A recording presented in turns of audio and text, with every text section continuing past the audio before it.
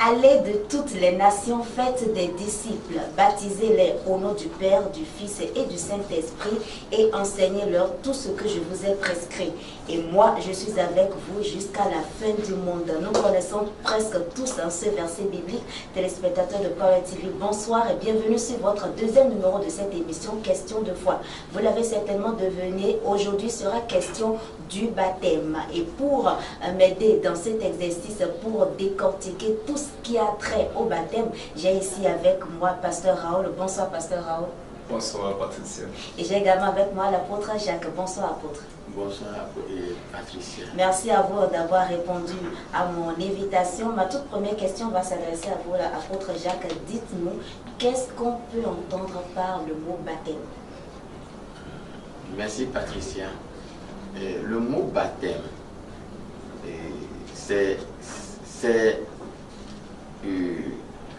ça vient du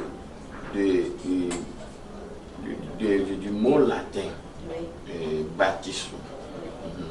C'est un système que le Seigneur lui-même nous a donné. Quand on parle de baptême, c'est dans Matthieu chapitre 3, et on a vu comment Jean-Baptiste a commencé ou a baptisé les gens. Et il a parlé aux autres de venir recevoir le baptême. Donc le mot baptême vient du latin baptizo. Baptizo, en fait, pour ceux qui ne comprennent pas la langue, ça voudrait dire quoi, Pasteur Raoul? Je voudrais dire que le mot baptême vient du mot étymologique grec, de deux mots étymologiques grecs, baptisma d'abord, qui signifie plonger, et du mot grec baptismos, qui signifie immerger, qui signifie autant pour moi immerger. Donc baptême dans sa définition est un rituel au cours duquel l'on plonge totalement son corps dans l'eau. Et ce rite, cet acte de plonger entièrement son corps dans l'eau, c'est l'ensevelissement de ton corps ancien pour renaître d'un corps d'une nature nouvelle. C'est en quelque sorte la définition du mot baptême. Et pour ceux qui veulent en savoir plus, vous pouvez aller dans le livre de Éphésiens 4, à partir du verset 4 à 6. D'accord. Donc, baptême voudrait dire plonger, immerger. Donc, si on ne me plonge pas dans de l'eau, je ne suis pas encore baptisé, si je comprends bien. Je vais bien expliquer pour ceux qui nous écoutent en ce moment. Quand on parle de plonger entièrement son corps dans l'eau et ressortir, ça veut dire quoi? Ça veut dire mourir avec Jésus-Christ. Ça veut dire quoi? Aller laisser tous nos péchés, tous les péchés qui reposaient en nous, tous les péchés qui reposaient sur nous, c'est-à-dire quoi? Les laisser dans cette eau et renaître nouvellement. En d'autres termes, le baptême, parce que là, je parle en ce moment du baptême d'eau, il faut le préciser, parce que je parle en ce moment du baptême d'eau. Ce baptême d'eau a été indiqué, a été prescrit par Jésus-Christ. Le baptême d'eau, qui était un acte de se faire plonger dans l'eau. Là, cet acte nous accorde le pardon du péché, nous accorde la renaissance, parce que le baptême d'eau est en quelque sorte la nouvelle naissance. D'accord. C'est vrai que lors de notre émission précédente, nous avons parlé de la nouvelle naissance, raison pour laquelle pour ce numéro, on a voulu prolonger un peu pour parler du baptême. Dites-moi, apôtre Jacques, est-ce qu'on peut avoir une idée de l'historique même du mot baptême? À quand remonte justement la pratique du baptême? Le baptême, le pasteur Laou vient de le dire, c'est ça que faisait Jean-Baptiste. Il plongeait les gens et immergeait les gens dans l'eau. Et il ressort les gens pour recevoir une nouvelle vie. Et cette nouvelle vie, quand on parle de l'historique de quoi? Du baptême. C'est que c'est une obligation de le faire et faire montrer ta foi que tu as le sacrifice que Jésus a fait sur la croix. Toi aussi, tu es prêt à donner ta foi pour démontrer l'historique du baptême. L'historique du baptême. Pasteur Raoul, est-ce que vous avez à ajouter sur cet aspect du baptême? Quand on parle de l'historique du baptême, je vous ai dit que le baptême d'abord n'est pas quelque chose qui est né dans le Nouveau Testament. Le baptême est quelque chose qui est né il y a longtemps, à l'époque de Moïse. La Bible nous parle, on va venir là-dessus, nous parle de différentes sortes de baptême. Et je vous ai dit qu'il y a aussi, parmi les types de baptême, les sortes de baptême, il y a le baptême de Moïse. Quand on va avancer, je vais vous expliquer ce que c'est le baptême de Moïse. Donc la Bible dit que le baptême est quelque chose qui a été depuis l'Ancien Testament, au temps de Moïse, au temps d'Abraham, au temps de nos pères anciens, qui était pratiqué par des Juifs qui se faisaient baptiser. En fait, c'était un acte de purification. Donc quand on te baptisait à cette époque, ça montrait que tu es en ce moment un être pur devant le Seigneur. D'accord, alors donc vous avez parlé tout à l'heure de différentes sortes de baptême, le baptême de Moïse. Apôtre Jacques, combien justement de sortes de baptême nous avons? Pour le baptême, c'est le baptême pour immersion. Oui. Oui, et bon, et quoi? Le baptême pour immersion, c'est-à-dire le baptême selon lequel on vous plonge dans l'eau. Oui. Et il y a aussi le baptême pour aspersion qu'on fait pour les enfants dans les autres églises. Oui, on met l'eau sur la tête de l'enfant. Et c'est ça qui nous prouve que bon, qui nous montre qu'ils sont en train de baptiser. Oui. Alors, est-ce que, d'abord, Pasteur Raoul, vous allez nous aider un peu à connaître les différentes sortes de baptême que nous avons, avant que je ne repose notre question qui m'est venue tout à l'heure à l'esprit à la prochaine. Justement, quels sont les types de baptême que nous avons? Ok, selon mes recherches bibliques, personnellement, selon mes fouilles, j'ai pu ressortir de Genèse jusqu'au livre de l'Apocalypse, les 6 baptêmes. Et je vais vous citer ces 6 baptêmes. Le premier baptême, c'est le baptême le plus recommandé. Ça, c'est le baptême que Jésus-Christ, notre Seigneur et Sauveur, nous a recommandé, qui est le baptême d'eau.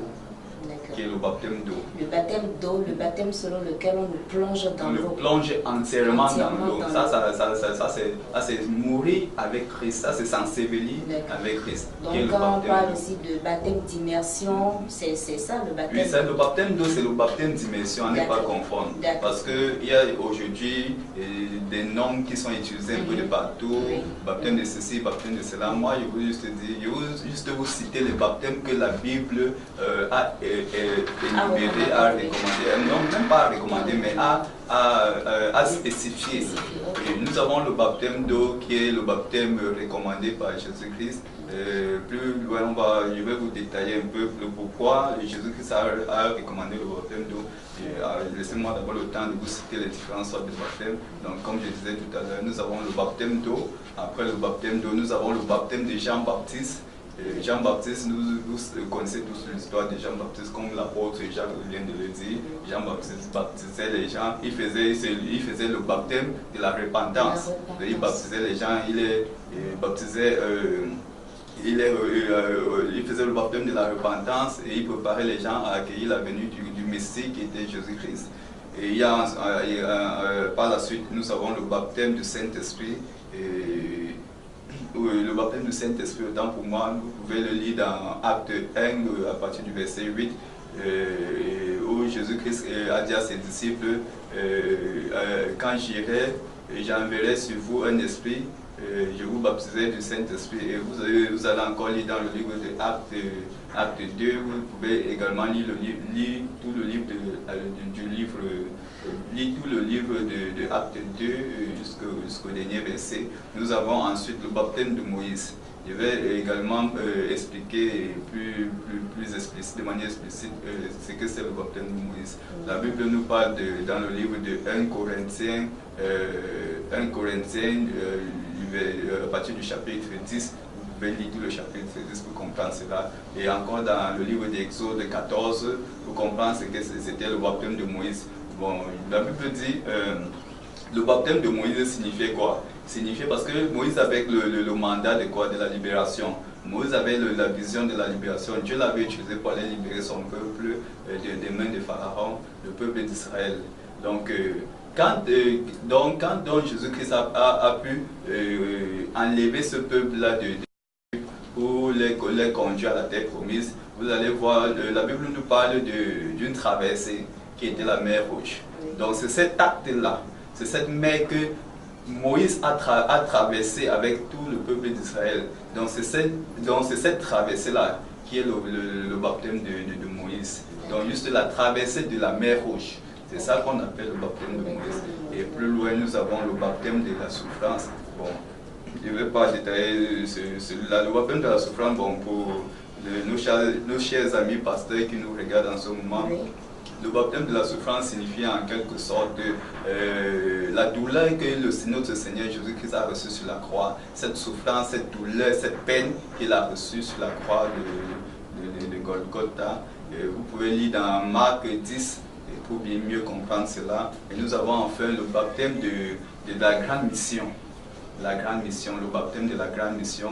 La Bible dit allez et faites de tous les nations des disciples. Donc ça c'est la grande mission. Aller et prêcher la bonne nouvelle, annoncer au peuple, et sauver des âmes, gagner des âmes. Donc ça c'est en quelque sorte le baptême de la grande mission. D'accord. Donc là, en gros, ce sont les différentes sortes de baptême que nous avons. J'ai pu ressortir de la Bible. De la Bible. Alors tout à l'heure, apôtre Jacques, pasteur Raoul disait que nous avons le baptême d'eau et le baptême du Saint-Esprit. Je voudrais quand même que vous nous dites un peu quelle est la nuance, quelle est la différence entre ces deux sortes de baptême-là. Merci Patricia. Et le baptême d'eau, c'est baptême par immersion. Oui. Et cela s'est passé avec Jean-Baptiste. Et quand il baptisait, il dit, moi je vous baptise avec l'eau. C'est une baptême de quoi? De repentance, d'enlever le péché, de se convertir vers le Seigneur. Et c'est ça que je dirais au niveau du baptême d'eau. Et le baptême d'eau, c'est on plonge l'homme dedans et on le fait sortir. Et c'est ça qui enlève le péché en question de foi de ce que Jésus-Christ a fait comme sacrifice. Bon, pour le baptême du Saint-Esprit, Jean-Baptiste dit, moi je vous baptise avec l'eau. Mais il y a quelqu'un qui vient, lui il va baptiser avec du feu. Et le feu là, c'est la puissance. C'est ça qui va changer spirituellement le cœur ou bien la conscience de celui-là qui se dit, je viens pour me baptiser. Oui, parce que le Saint-Esprit convainc l'homme dans le péché, de ne plus pécher. Donc le baptême du Saint-Esprit, c'est la puissance que Jésus-Christ, lui, il a même pour transformer l'humanité. D'accord, merci apôtre Jacques. Alors donc le pasteur Raoul, le baptême du Saint-Esprit et le baptême. Je voudrais savoir, le baptême que nous faisons ordinairement, le baptême par immersion, on plonge l'homme dans l'eau et puis renaît nouveau. Et après ça, est-ce qu'il y a une autre étape à franchir pour être baptisé du Saint-Esprit? Ou bien quand on fait le baptême par immersion, en même temps on reçoit le baptême du Saint-Esprit? Je voudrais comprendre un peu cet aspect-là.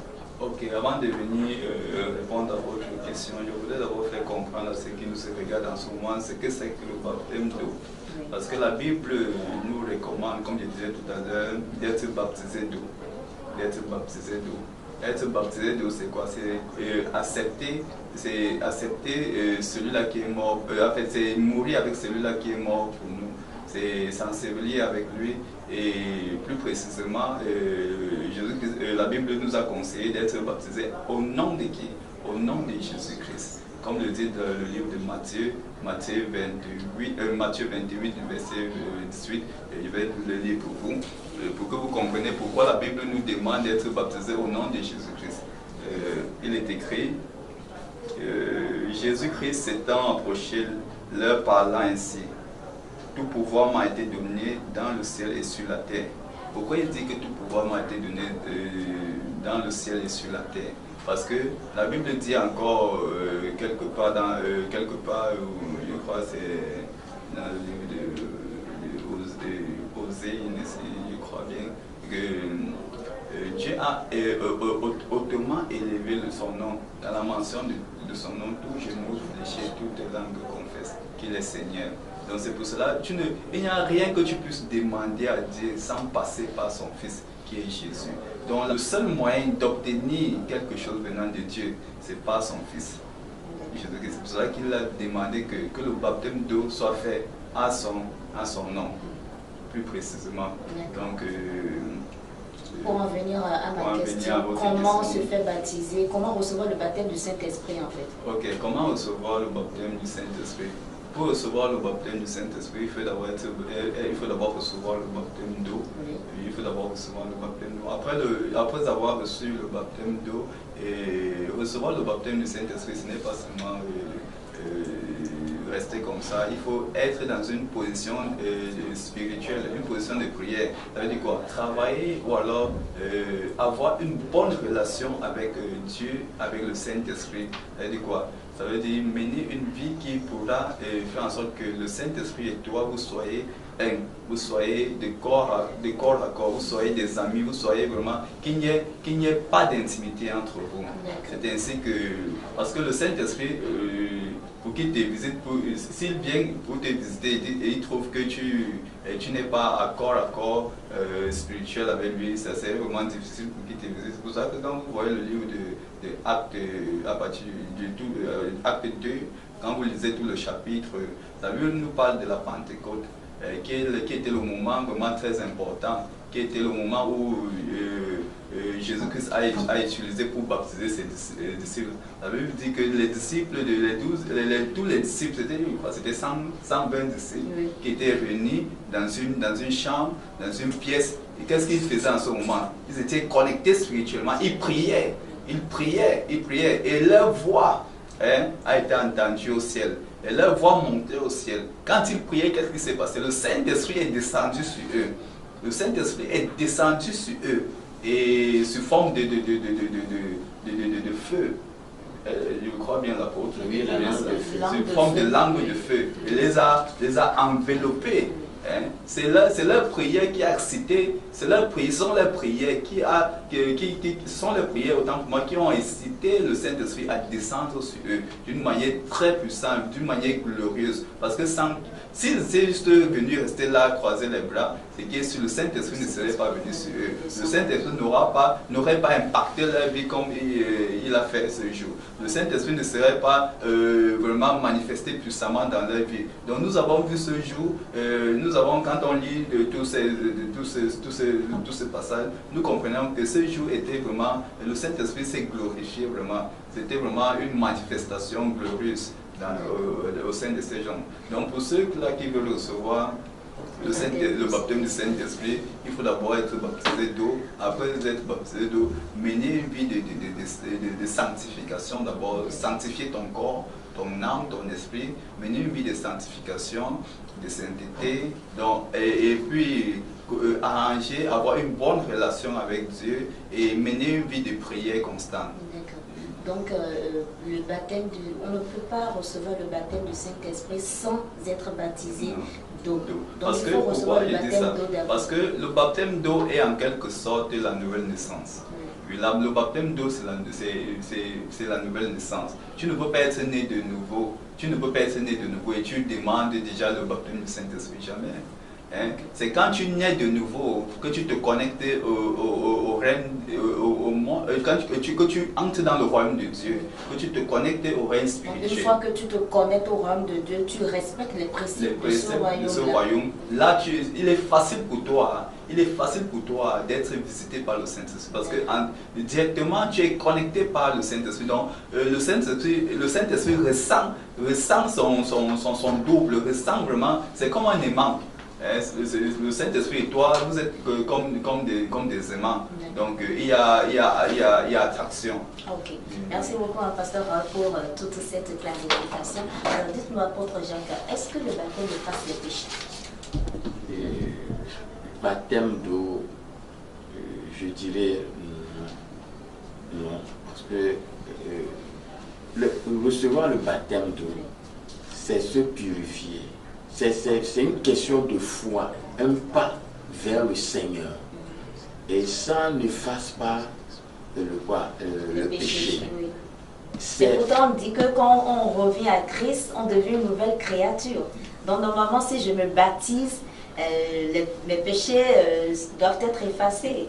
Non, ouais. Et recevoir le baptême d'eau, ça ne fasse pas le péché.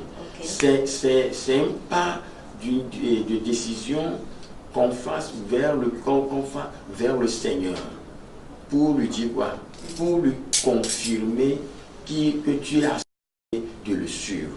Okay. Parce que c'est le sang de Jésus-Christ qui enlève le péché. C'est le sang que Jésus a versé sur la croix. C'est ce sang qui efface. Qui efface les péchés. Pasteur Raoul, le baptême n'efface pas les péchés. Non, le baptême, il n'est nulle part écrit dans la Bible que le baptême efface le péché de l'homme. Mais la Bible précise bien que quand tu te baptises d'eau, tes péchés te sont pardonnés. Donc Dieu te pardonne tes péchés, Dieu pardonne toutes tes erreurs, Dieu efface tes péchés.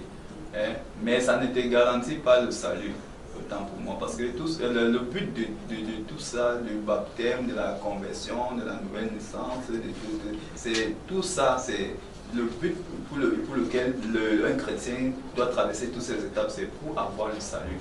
Le salut, c'est pouvoir avoir une place auprès du Père. Donc ça ne te garantit pas le salut. Donc c'est pour une première étape, la Bible le précise bien, quand tu te baptises d'eau, tes péchés sont pardonnés. Mais si tu te baptises d'eau et tu retournes dans tes péchés, ça devient un problème pour toi et pour le Saint-Esprit. D'accord. Donc vous avez dit tout à l'heure que le baptême ne garantit pas le salut. Est-ce à dire que le baptême est optionnel? Je peux ne pas me faire baptiser du moment où le baptême ne me garantit pas le salut? Non. Je veux dire, c'est celui-là qui me regarde en ce moment. Ne crois pas que le baptême est optionnel. Le baptême n'est jamais optionnel. Le baptême, c'est une prescription biblique.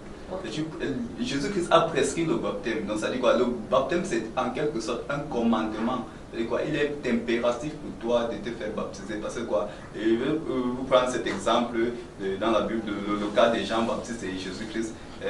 Et pour que Jésus-Christ commence à manifester des signes et des prodiges, pour qu'il commence vraiment sa mission qui lui avait été donnée par Dieu le Père, il a fallu qu'il, d'abord, pour un premier temps, il a fallu qu'il soit d'abord baptisé par Jean-Baptiste. C'est quand Jésus-Christ est venu vers Jean-Baptiste lui-même, il s'est humilié. Il a dit, Seigneur, je ne suis pas digne de te baptiser. Mais Jésus-Christ savait que ça c'était déjà dans le plan de Dieu. Ça c'était pour la gloire de Dieu. Il a accepté de se faire baptiser par Jean-Baptiste. Et la Bible dit, quand Jean-Baptiste a plongé Jésus-Christ dans l'eau, quand Jésus-Christ est ressorti, à l'instant même, qu'est-ce qui est venu se poser sur lui? Une colombe. La colombe représentait quoi? La colombe en ce moment représentait le Saint-Esprit. La colombe représentait l'Esprit de Dieu en Christ. C'est quand Jésus-Christ a donc reçu cet esprit, ce Saint-Esprit venant du ciel, qu'il a commencé à manifester des signes et des prodiges. Donc pour que vraiment tu puisses être vraiment considéré comme celui-là comme celui-là que tu aimes et qui est sur le plan de Dieu, autant pour moi, il faut te faire baptiser. Ce n'est pas une option, ce n'est pas dit que je choisis ou je ne choisis pas. C'est une obligation pour toi de te faire baptiser. Alors, une question qui me vient juste à l'esprit, quand Jésus a été baptisé par Jean-Baptiste, automatiquement le Saint-Esprit est descendu sur lui. Donc, en même temps, lui, il a reçu à la fois le baptême et le baptême du Saint-Esprit. Est-ce que c'est possible de nos jours?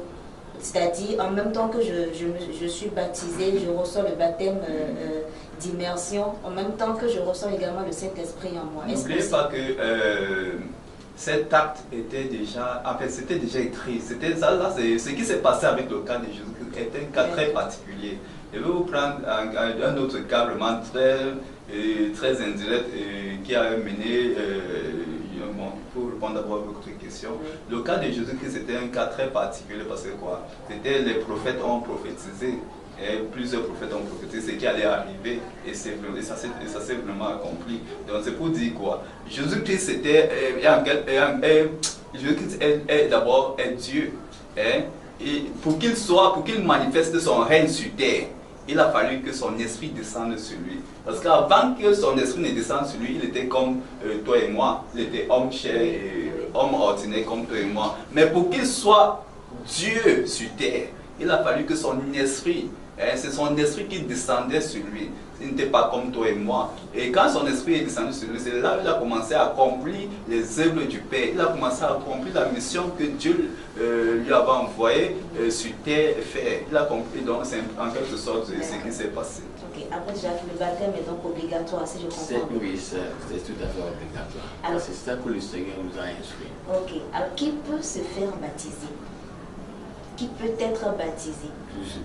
Tout le monde peut être baptisé.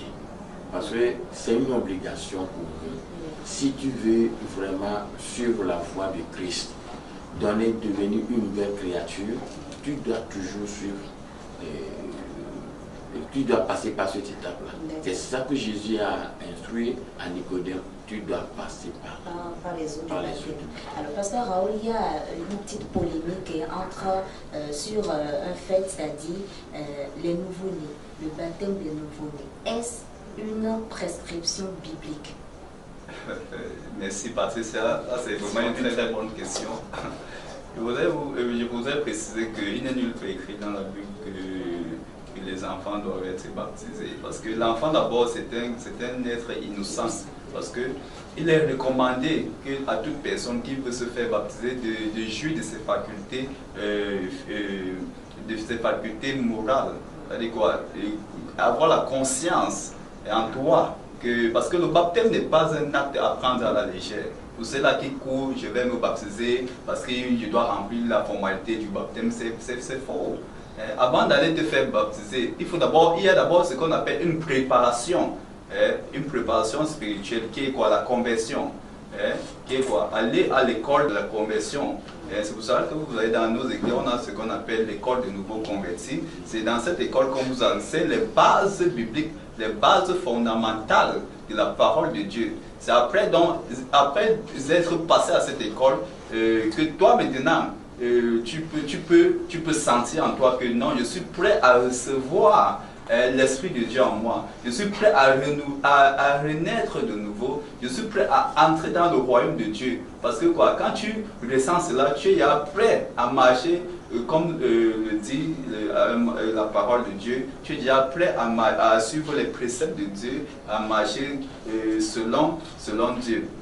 C'est pour dire que le baptême n'est pas vraiment une chose qu'on doit blaguer ou qu'on doit jouer. C'est un acte vraiment très important, très important, si je veux bien mentionner ça, très important. C'est pour cela qu'il est vraiment très important pour tout homme qui veut se faire baptiser de vraiment être conscient de l'acte qu'il est en train de vouloir prendre, de vraiment être conscient. Parce que après être baptisé, ta vie change, tu deviens une nouvelle créature, comme l'apôtre l'a dit, et tu n'es plus n'importe qui.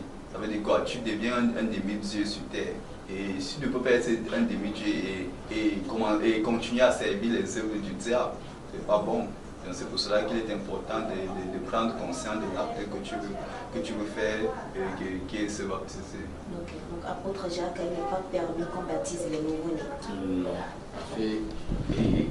Quand vous voyez dans Actes chapitre 16, là, verset 31, quand le geôlier a demandé comment faire pour être sauvé. Quand le Seigneur, on les a dit de donner leur vie à Jésus-Christ et se baptiser. On n'a pas marqué, on n'a pas dit que bon, les enfants qui sont dans la maison aussi, eux aussi, ils ont reçu le baptême.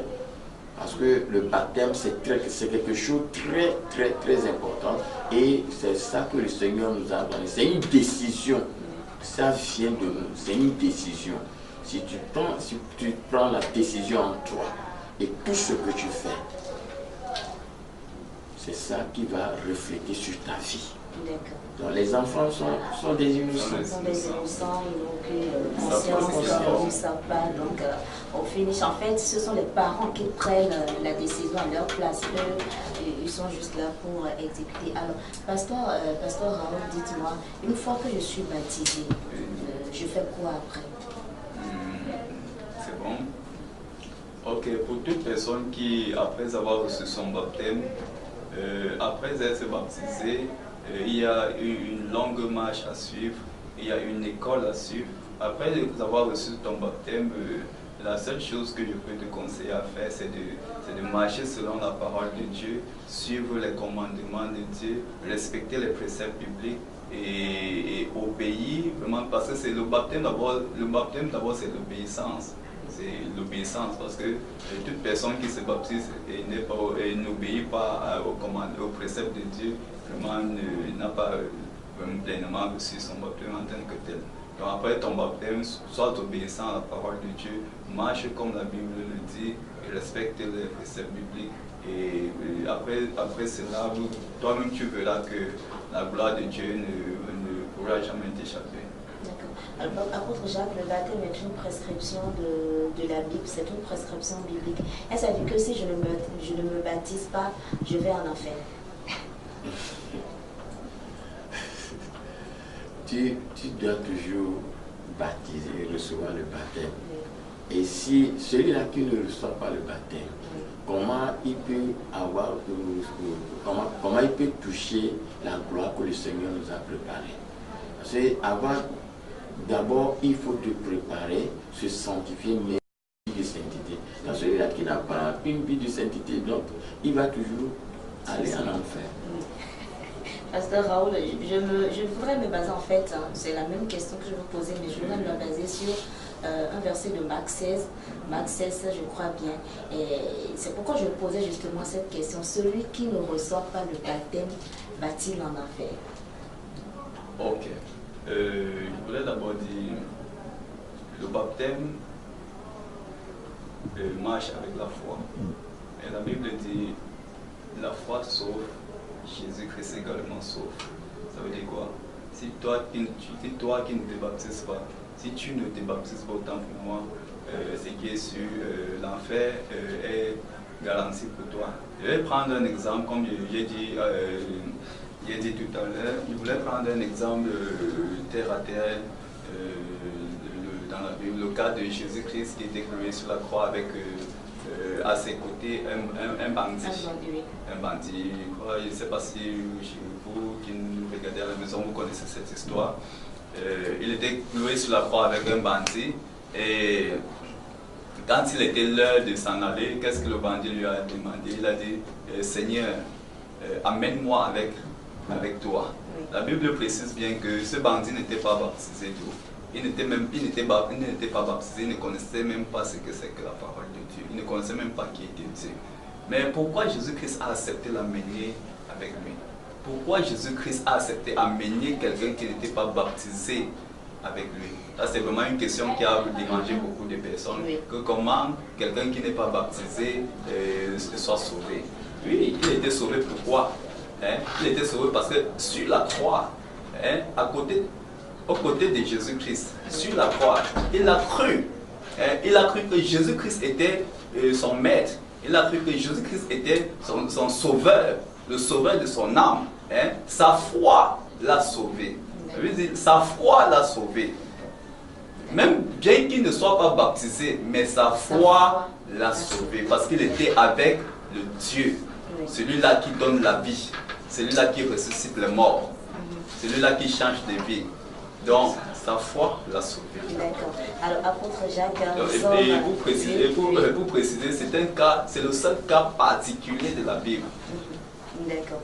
Donc, apôtre Jacques, nous sommes au terme de cette émission. Est-ce que vous avez un mot de fin à l'endroit de ceux qui nous suivent en ce moment? Je vous remercie. Et ce que je veux dire, d'abord, pour question de ce que oui, la question Raoul vient de répondre. Et pour le brigand qui est sur la croix, je dirais c'est une grâce exceptionnelle. Que c'est Jésus lui-même. Jésus est le maître de tout. Et la manière dont il a vu la foi de cet homme, il a déclaré sauvé. C'est une grâce. Ça, on peut dire ça, c'est une grâce. Une grâce qui ne viendra pas accordée à tout le monde. Donc, je dirais à tous les spectateurs qui nous suivent à ce moment que le baptême, c'est très important. Laissez vos vies anciennes et passez à la nouvelle vie. Merci, apôtre Jacques. Pasteur Raoul, le mot de fin. Ok. Le conseil que je peux donner à tous ceux qui nous regardent, c'est toi qui parcours encore des églises, si ce n'est pas appelé ça, toi qui visites encore des églises qui n'est pas encore baptisé, ou tu es même à l'église tous les jours mais tu n'es pas encore baptisé, ne crois pas que c'est parce que tu es à l'église que tu seras sauvé. Commence d'abord par respecter ce que la parole de Dieu dit, en commençant à te baptiser. Et après être baptisé, et tu verras comment ta vie d'abord d'un autre niveau va changer, parce que tu ne seras plus celui-là que tu étais avant, mais tu seras une personne nouvelle. Donc commence d'abord par te baptiser. Vous avez vu ici au ministère international de la puissance de la réalisation du Christ, l'apôtre, notre papa dans le Seigneur, l'apôtre Passochal, qui prend son temps à aller baptiser les gens, les baptiser au nom de Jésus-Christ. Toi qui ne t'es pas encore baptisé et qui veut te faire baptiser, rapproche-toi juste dans ces ministères et puis le papa, l'apôtre Passochal aura le privilège de te faire baptiser au nom de Jésus. Merci, pasteur Raoul. Merci, apôtre Jacques. Téléspectateurs de Power TV, c'est tout pour question de foi de ce jour. Retenez simplement que celui qui croira et qui sera baptisé sera sauvé, mais celui qui ne croira pas sera condamné. Si vous n'êtes pas encore baptisé, si vous n'avez pas encore reçu le baptême, ce n'est pas encore tard. Prenez la décision aujourd'hui et maintenant de vous faire baptiser, parce que demain ce sera trop tard. On se retrouvera la semaine prochaine pour un autre numéro de questions de foi, et ce sera sur le Saint-Esprit. Bonne suite de programme sur Power TV. Merci également à toute l'équipe qui nous a permis de réaliser cette émission. À très bientôt.